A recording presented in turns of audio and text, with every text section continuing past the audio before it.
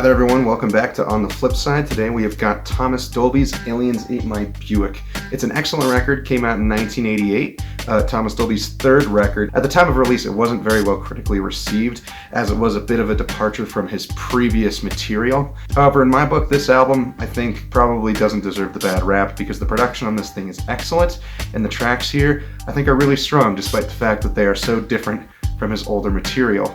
So let's get into it. Thomas Dolby, Aliens Ate My Buick. See you on the flip side.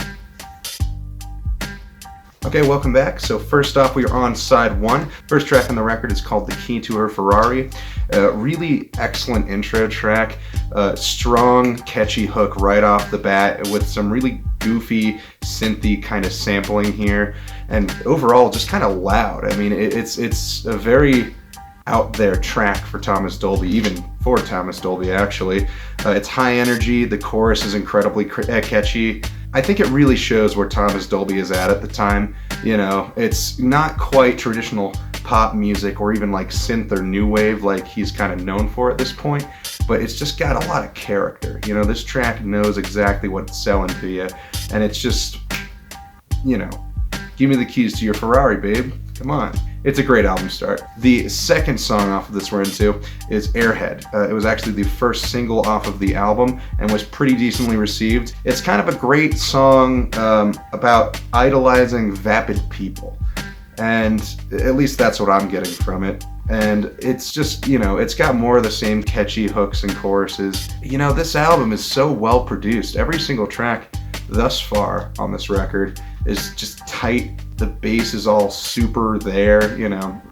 I think Thomas Dolby knows exactly what he's doing, and he is just giving you ear candy. It's just smooth honey in one ear, out the other. Really excellent tracks already off of this record. Makes you wonder how it wasn't, you know, better critically received. You check out the reviews on this thing on like, you know, the archived reviews off of like Wikipedia and stuff. It gets like 2-star reviews on release. Third track is Hot Sauce.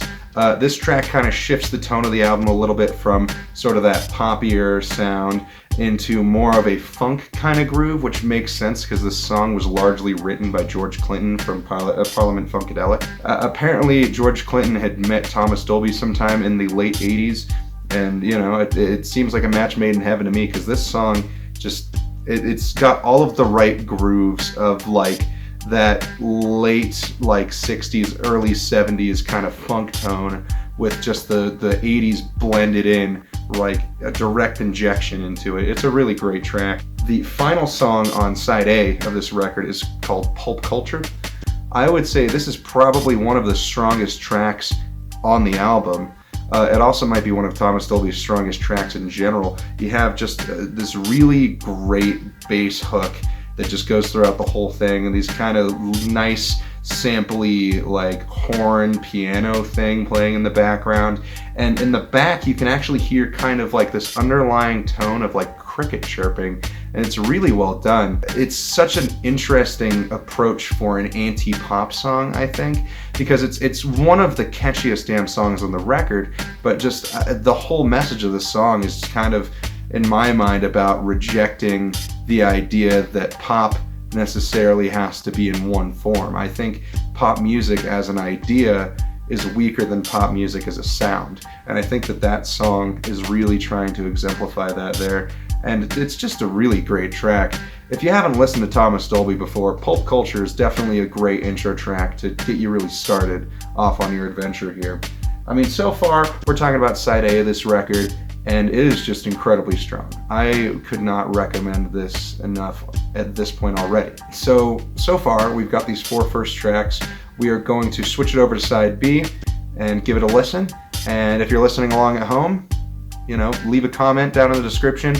Tell me what you're thinking. I think this record is also on Spotify for a while. Thomas Dolby had some weird stuff going on with Spotify, but as of right now, this record's on Spotify, so if you want to go listen along at home, absolutely do that. Give this video a pause, come back to it, and we'll talk about side 2. Thanks so much for watching, and we'll see you on the flip side. Welcome back on side 2. So, first song starting off on side 2 is My Brain is Like a Sieve. Really great track of just, you know, the idea of letting stuff slip through the cracks. Excellent distinction in between, you know, purposely forgetting and unintentionally forgetting things. I think that there's a kind of an underlying message to this track of just, you know, not letting anything get to you. I mean, that's kind of what I'm getting from it.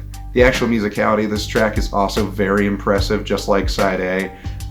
All these tracks, honestly, it doesn't feel like a single one is like really a B-side track on this album. Like, if you could put, you know, 40 minutes worth of stuff on an A-side, it feels like this entire record should just be A-side tracks. This track here is also a really nice tonal shift back to sort of a more chill approach to the record. It's something that you'd see a little bit more on side B as well, but just, you know, how laid back kind of sound it is. This is definitely like some nice late night cruising stuff as compared to side A's more upbeat, you know, kind of funky sound. But that definitely doesn't hurt the record. I think it adds to the pacing a little bit. Second track on side B is the ability to swing. Slightly more up-tempo than the last track here, but again, really catchy hooks on this thing, and just the sampling here, or whatever synthesizer or like modular thing they're using for this backing track, is just really, really nicely done and tastefully implemented. I think it's indicative of how Thomas Dolby uses his electronic music capabilities and sensibilities to make and produce a track. This track is just all around just nice and silky smooth on the ears. I absolutely love this track.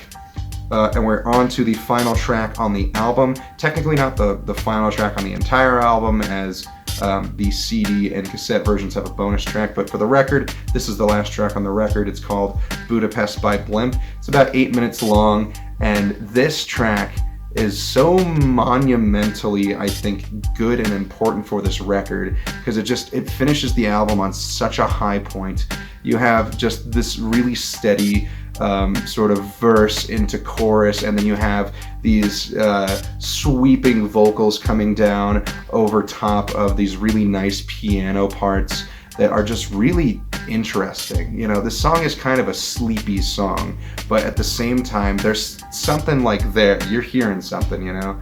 And I think it really adds to the closing of this record. Of course, once, you know, a few minutes into the song, like 4 or 5 minutes, you kind of get this really big, explosive, like sweeping, groovy guitar solo and bass solo, and it just, like, it kills it. This track is so good. I think overall, I mean, this album, to me, I think this is some of Thomas Dolby's best offerings because of how different it is from some of his earlier work. I think that, you know, the earlier albums as well are definitely excellent. I think, you know, tracks like Hyperactive, you know, like She Blinded Me with Science, they're awesome tracks, but I think that Thomas Dolby really comes into his own on this record, just in a creative thought process kind of way. You know, there's definitely stuff going on here in Thomas Dolby's head that are good ideas. You know, there's not a single wasted moment on this record. Every track here is solid. And I think I'm gonna leave it at that. There is another track, like I was saying before, on the CD versions and cassette versions of this album called May the Cube Be With You. I'm not gonna really cover it just because we're on the vinyl version of the record, but it is also a good track. If you want to check it out, that one I believe is also on Spotify, or if you own the cassette or the CD of this, give that a listen too. Overall, I think the true closer of this album is probably meant to be Budapest by Blimp. It's just a proper bookend for this record. And I think that's going to about do it on Aliens Ate My Buick. Thank you so much for watching. I'm trying my best to up the quality of these videos as they come out. And we're going to keep up with that upload schedule as best as possible on Tuesdays and Thursdays. Thank you all so much again. I think I'm going to be trying out maybe like some kind of giveaways here at some point soon. Let me know if you have any ideas for stuff I should do on that. Thank you so much for watching, and we'll see you on the flip side.